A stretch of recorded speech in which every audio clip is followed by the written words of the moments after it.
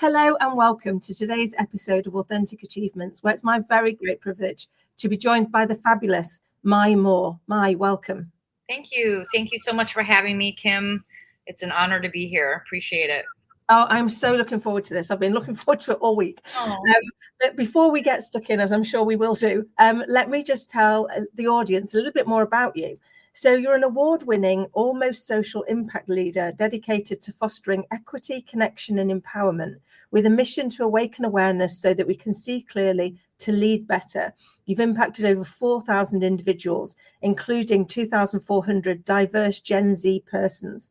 As the founder of Boss Me In and Setting Off Social Impact and co-founder of EYEJ, Empowering Youth Exploring Justice, you drive transformative leadership and social change by bridging diverse communities together to create positive impact together. Formerly in tech, you played a key role in taking two companies public. That was Travelzoo Inc. and United Online.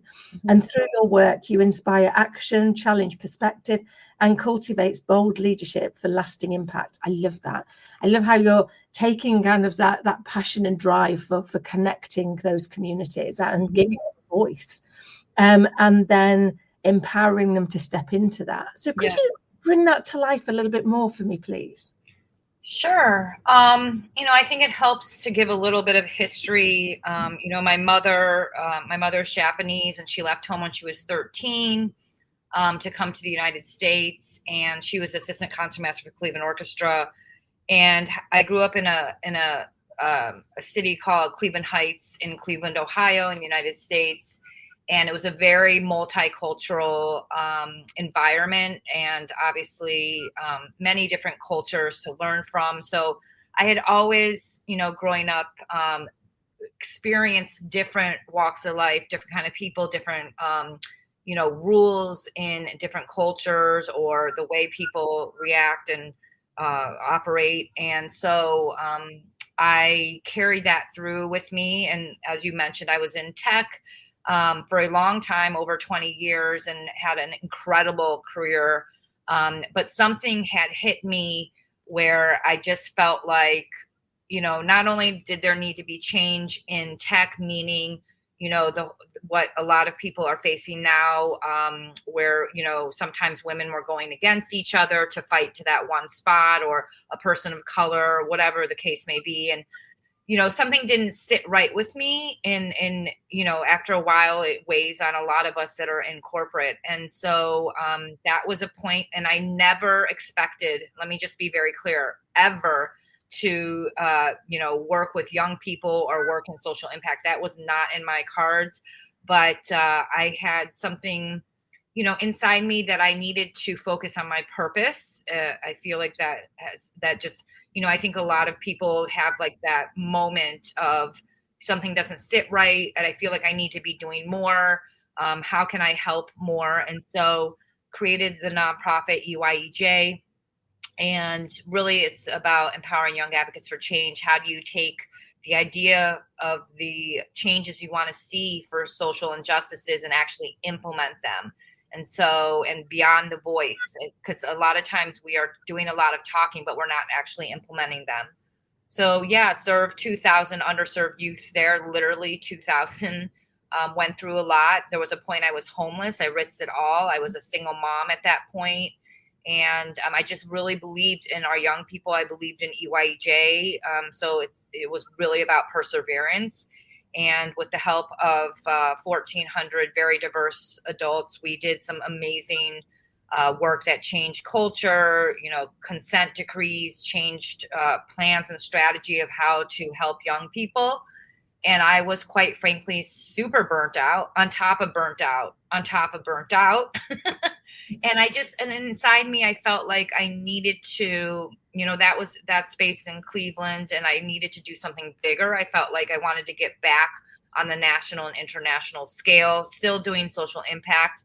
And EYEJ is very focused on kind of like the government side, and where else did we need reform? And I felt like it was in the corporate side. So I had became a chief and was really paying attention to what was happening with executive women. This is about 3 years ago, and all the noise about, the great resignation, pay gap, DEI issues, burnout was coming up, and women feeling like they wanted to see change or they wanted to be more in their purpose. And so created Boss Me In, which is all about bridging the intergenerational gap for the future of work, very focused on intergenerational leadership, meaning really connecting between executives and Gen Z. And keep in mind, this is a very different set of population than EYEJ. Even the Gen Z are very different than EYEJ. And because 5 years from now, 70% of our workforce is going to be millennials and Gen Z. And have we empowered and set them up for success, for leadership? I don't think so. And there's 5 generations in our workforce. So a lot of misunderstanding is there, miscommunication. And so trying to really bridge. And I think you hear a common theme of being like this bridge between worlds and many different kind of worlds. And where I'm at right now, I had just recently moved back to New York. I lived here 20 years ago. And, when you move, you just recently moved back home, there's a reflection that happens, right? And I think I was asking myself, what the heck have I been doing these last 13 years? And really what I realized is I was really building awareness, really raising young people's voices or executive women or Gen Z's voices of what they want to see for this new world. And that's where I have arrived at, I call myself #almost social impact. Really, I think we're in a mode of really thinking in a new way about leadership. And I realized I've been doing this for a long time. And in order to be a great leader in this new world, you have to be able to see clearly, because ultimately, I think all of us are trying to create impact or outcomes in some way. And what's happened, we can see it in the world right now. We haven't, in my opinion, been truly thorough. And if we can see better, then we can create better impact for positive change, not necessarily negative change. I love that. Yeah, I spent nearly 30 years in corporate, so I. Oh, Yes. And you're right. There was big periods where instead of raising each other up, people would be pulling it down. And I think we also created a culture for decades and longer of making leaders feel that they've got to know all the answers. It just stops them listening. It stops them being open. It stops giving their people permission to be part of the solution. And that doesn't work for our younger generation, because that's not how we've parented them. So we've parented them to expect respect and to not be in that children should be seen and not heard space. And I don't blame us. I don't blame us, because that's how we were trained, right? We were trained. You have to be the expert. You have to have all the answers in order to rise to the top, right? But now we are seeing how toxic that is. And the truth is, we don't know all the answers. None of us do.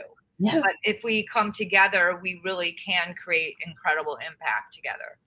I love that, because I think the new iteration of leader for the evolving generations is one who is more curious, who's more open to learning as much as they are to teaching. In that space that goes, actually, we can learn and teach simultaneously, because there's things we don't know that we can be learning for, particularly technology. I look at my little girl, she's 8, and I kind of think, how did you pick that up so fast? Or have you already worked out how to do it? And it's like, who showed you?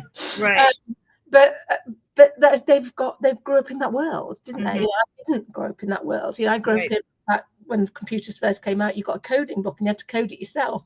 I'm that old. So the world bears no resemblance almost to the childhood I grew up in. And that's true for our younger generations, isn't it? And that's only going to continue to escalate with the pace that we are developing technology, that we are developing the kind of world around us. And so that ability to think different, to be courageous enough to be vulnerable and say, I don't know, but I'm willing to learn, is a hard step for people, isn't it? Absolutely, because it's a conflict, because on one hand, vulnerability breeds trust, but in society we haven't really laid a foundation that vulnerability is acceptable, because sometimes when you're vulnerable, you get attacked or, judged or criticized. But the truth is, the more that we are vulnerable, we are showing more of our human side. And I really believe that this new world is about people. And obviously, when you are vulnerable, you are showing very human traits, right? Because the truth is, we are all vulnerable in some way, and it helps us to connect and understand each other better.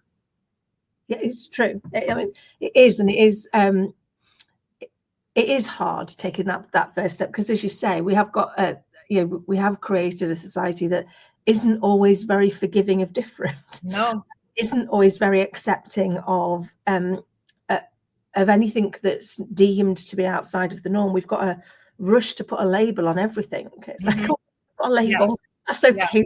Yeah. The blame game, all that. Yeah. Mm-hmm. And that's something that we've got to, we've got to systemically change, haven't we? It's got, can't just, you kind of send somebody to a course and go, it's okay. You went on the course for 3 days, we're all good. Because actually this is about changing the way you show up in the world and the way that you lead. And you've got to do it consistently for people to buy in and trust the new way of working, haven't you? Yes, absolutely. And when I call that, and that's a lot of my work, is where we're at right now is a great demand and need for self-leadership. There's a lot of facing that we need to do as individuals, that self-work, spending time on our own to really be honest with ourselves. And, again, we are human, so we all have good and bad traits. That's normal and that's healthy. But to be more accepting and embracing of that, and also just to heal. A lot of us have been through trauma, especially if you're a woman. I don't care what background you're from. We all have adversity stories. But to get, to work on ourselves to be more healthy, I think there's a huge demand, and young people have taught us that. And I think we as women know that too, is that there is a desire for more peace and more health, and more interest in thriving, to be honest. Yeah, I think it's so true. And I think, there's additional challenges for everybody, and as you say, everybody's got their adversity story. Nobody's life runs swimmingly all of the time. No. But there's also I guess a difference in the fact that as women, there is the thing called the mother's load, where you are constantly thinking about not just you but the next generation. Is this safe? Is that safe? We're raising my hand. I'm a single mum too, and you're constantly like, has she got everything she needs? So is this a good place for her to go? Is this going to keep them safe? And then doing it for yourself as well. So there's kind of like layers, aren't there, that kind of that you're having to try and spin those hats. Yes. And I think I see that, particularly because I've got a little girl, and think I want to help shape the future she has, so she doesn't have to go through the same adversity. Yes. I know I can't stop her going through any adversity. No parent can, but you can try and equip them better, can't you? So that they, and some of that is by helping change societally what's acceptable, what we will tolerate moving forward, and actually what bits need to be left where they are, because then they're not going to get us where we need to go. Yeah, I think that's an interesting point, and I totally relate with you on that way, because I always think about my own daughter. I have a 21-year-old, and obviously the young people that I've served, and same thing. I don't want them to have to go through what I did. I see a lot of stars, meaning like shining bright young people who are smart, and I want them to be empowered, and I don't want them to go through what I did. But on the flip side, there is also the other side of kind of an older mentality. I call it a little bit from capitalism, where people want people to suffer, of what they went through. And I think that's the conflict where we are in society, is that you've got people who are open and embracing and trying to grow and really caring in a genuine way. And then you've got others that are saying, no, I went through this. I want you to go through this, you to have this same experience. So that's part of the conflict that's happening. Oh, that so resonates. It takes me right back to my very first job, where I was a hairdresser for the first few years of my life, and my apprenticeship was brutal, brutal. And they were relentless. But then at the point you became a stylist, they were like, well, now you get to do it to the next one. I was like, why would I do that? Right. Why would I make anybody else? Why? What's the point? Go through that. Why? Yeah. Why? Right. Because I would do anything to avoid anybody having to be in that position. But you're right. That's quite, that's quite polarizing. Some people will go, well, hold on, I had to learn the hard way, so everybody else should. Life is already hard. I mean, and I'll be very vulnerable here. I actually, now that I just said that, I think my parents have some of that trait, and I think that, quite honestly, it's a little bit selfish because we're not really looking holistically at the whole picture of the child to say, like, wow, they're already going through X, all these other things, and in a very different society than how they were raised or how they grew up. So I think we need to let some of that go. And that, to me, again, points back to the self-work that needs to happen, because what that shows is that people are not doing the full self-work on themselves. Because if we do the full self-work on ourselves, in my opinion, it's really about love. And is that love, or is that a conditional love? I think a lot of times, especially in corporate, there is this conditional, transactional, performative love, which is not love. Yeah. No, that so resonates. I mean, one of the things I say to my little girl all of the time is love is absolutely unconditional. So never ever question. Exactly. Even if I'm frustrated with you, even if I don't like the choice you've just made, never doubt the love is there. Yeah, be open. That will be there. Coming from a perspective, like, they have a different experience, and that's a beautiful thing. You can take it or not, but we all have our stories, we all have our experiences, and to me, that's the beauty of the world. Yeah, we need to embrace more. And I feel like we have been pushed down to say, oh, that's bad, that's not good, but it's actually, it's amazing.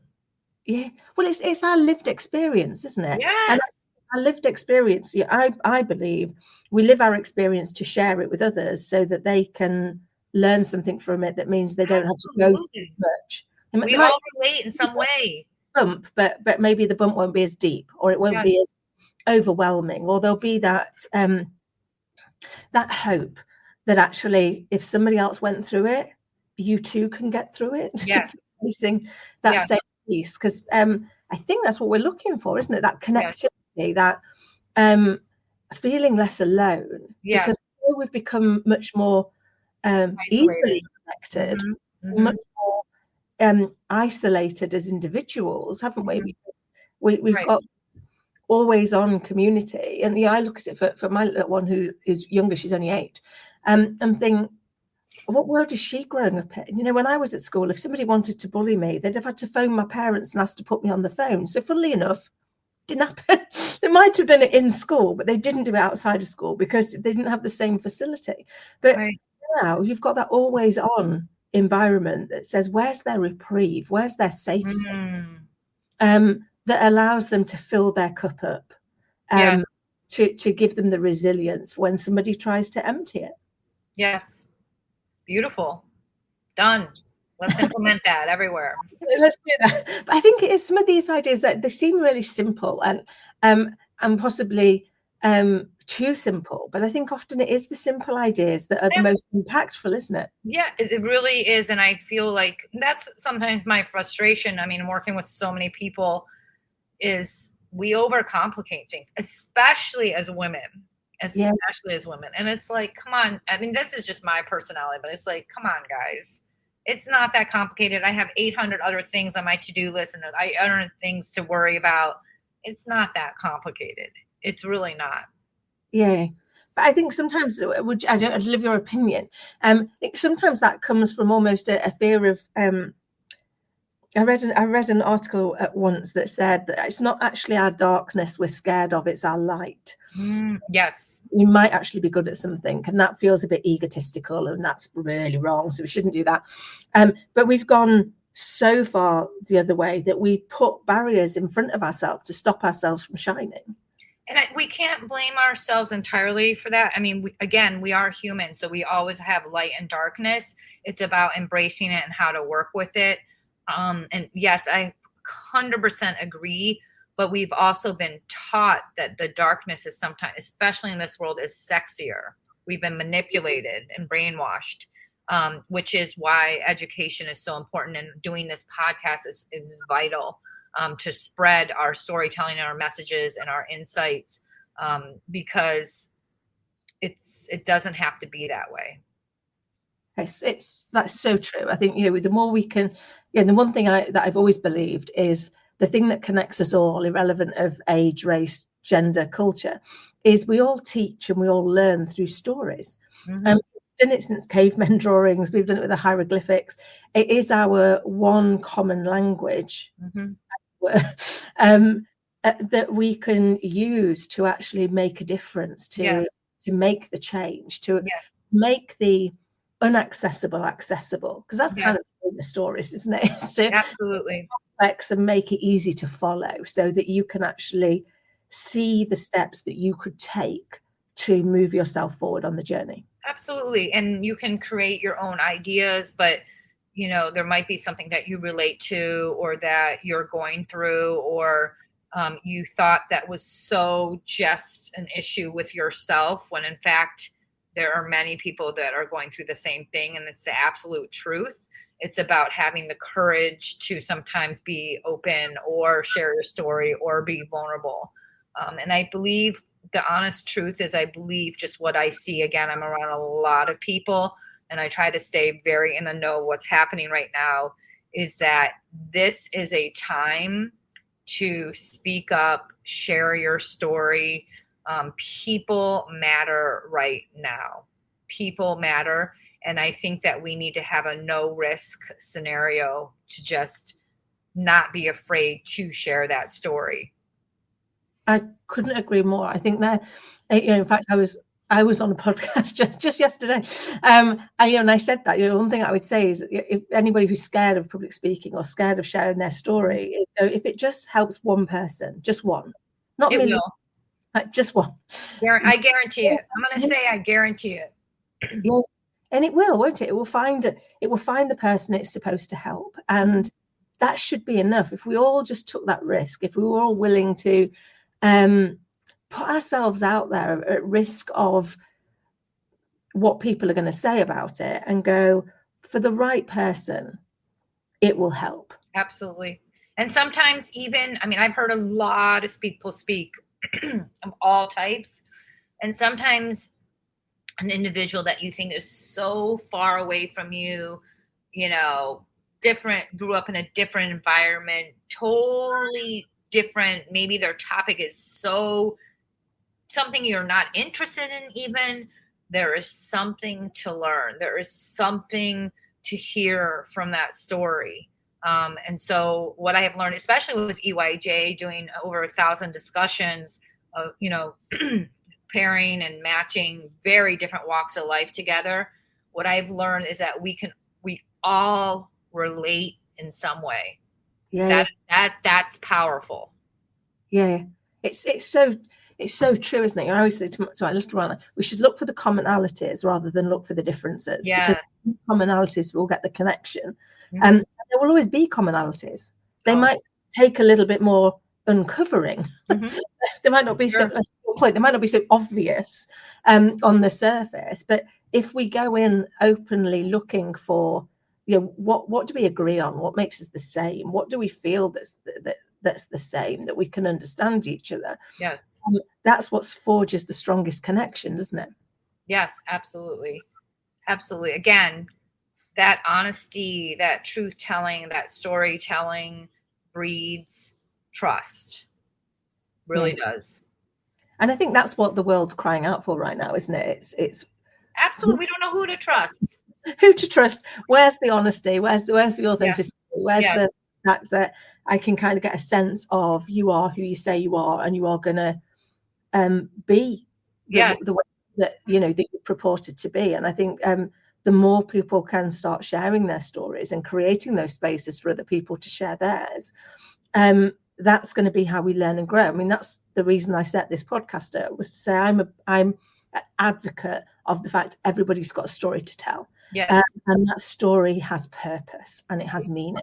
And I have a little call to action. And I think, I'm a truth teller. Sometimes I'm a little bit too straight and direct. I mean, it's part of my personality, but a lot of times that I get poo-pooed on because I'm telling truth. We're in a society that doesn't know always how to handle truth.